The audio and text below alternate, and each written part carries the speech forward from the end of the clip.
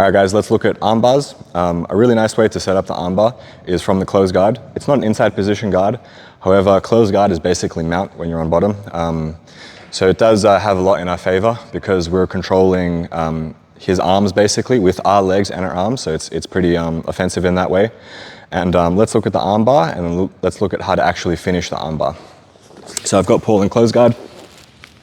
All right. Generally, a good opponent will have their hands in my armpit. What I'm going to do from here is I'm going to come over the top and grab his fingers. Once I have his fingers, I'll get my other hand to reinforce and I'll push it away and bring it to center chest. Now from here, I'm going to keep his wrist. My right hand will come over the top, pinch his elbow to my ribs, okay? And I'm going to, with my left hand, grab his head.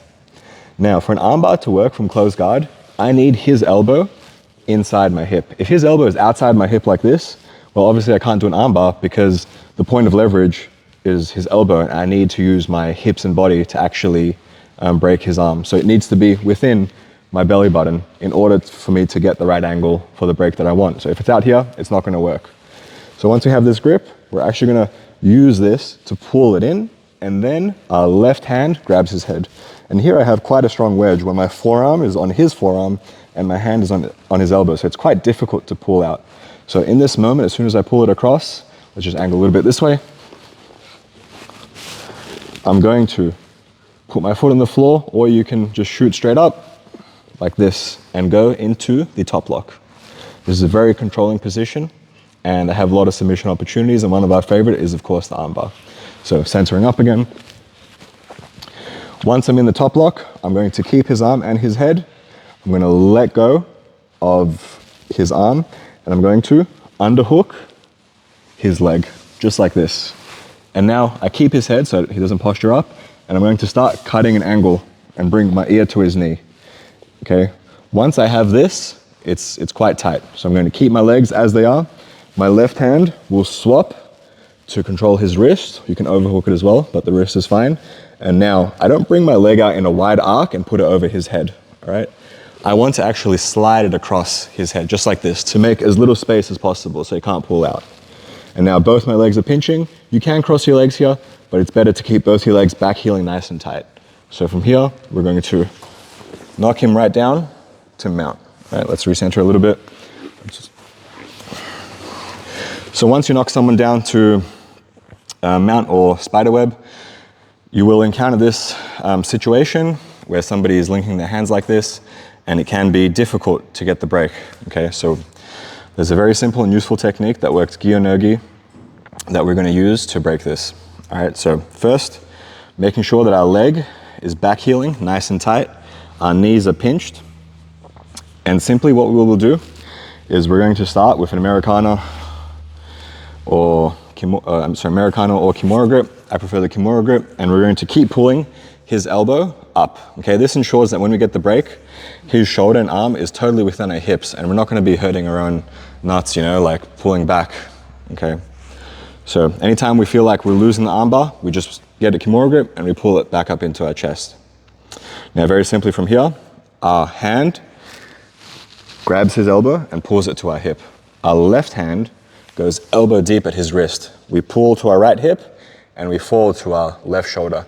And this applies an Americana pressure on his arm, and he has to let go.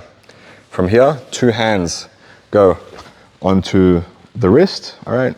You can go pushing hand on the wrist, you can go pushing hand on the thumb, pulling hand on the wrist, okay? Pulling hand on the thumb and pushing hand on the wrist, both is fine. So here I'm back heeling, I'm pinching, and to really get the right break, I wanna break it over my hip, all right? So here I have a long way to go down versus here, I'm a little bit limited. It still work, but over the hip is better.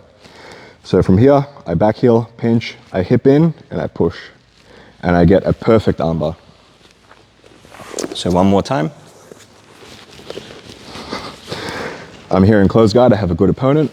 I come over the top, grab his fingers underneath, bring it to center chest, right hand goes over the elbow, and I pull everything in. From here, I lift my legs up and I lock the top lock. Now, my left hand grabs his head, okay?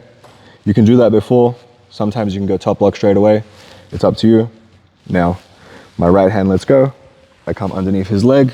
I cut a nice angle. My left hand grabs his hand. My left leg slides over the top, and I back heel nice and hard on his head and back.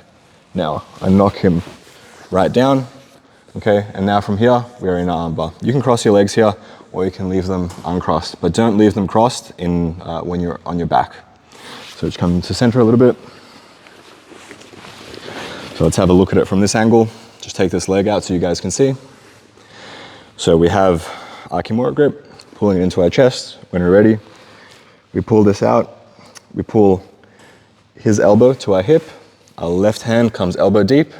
We fall, create this Americana pressure. And now we go one pulling hand and one pushing hand, all right? Back heeling, nice and hard, pinching, and over the hip, pull and push, and we get a perfect armbar. So that's one of our favorite setups for the armbar, and those are the mechanics that you need to finish armbars against pretty much anyone.